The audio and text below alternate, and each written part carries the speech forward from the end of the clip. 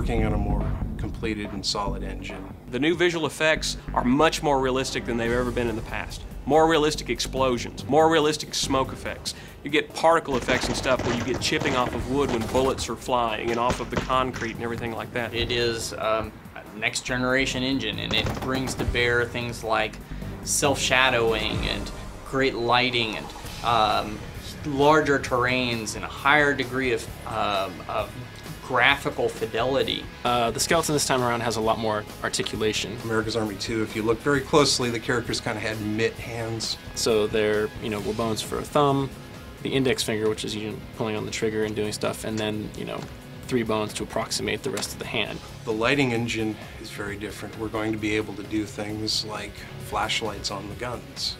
The character itself is self-shadowed.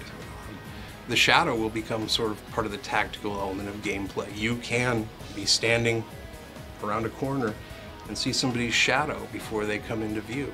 I mean, there's a lot of kind of baseline bells and whistles that come with engines like this. Things like being able to simulate what optics do, lenses do, cameras do, like depth of field and things like that. It's kind of difficult to overstate the effect that things like that have on the realism of what you're doing visually. We're able to go in and do a lot of face customization where you actually see, brows furrowing on the character when they're talking to you, like a drill sergeant. You'll see his face deform a lot more realistically than the simple sort of opening and closing the mouth that you saw in 2X.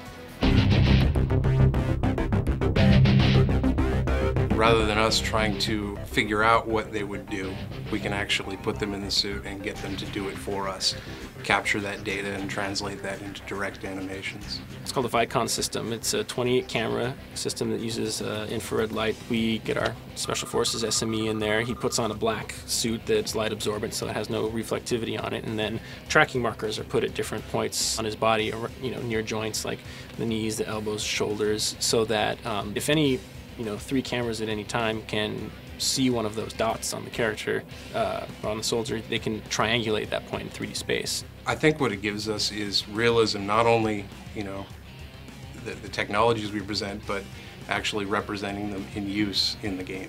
All of the animations are captured from Special Forces subject matter experts serving in Iraq, Afghanistan, so these are the people that know how to do all these movements, so they're very real. I want 110%. Go, go, go!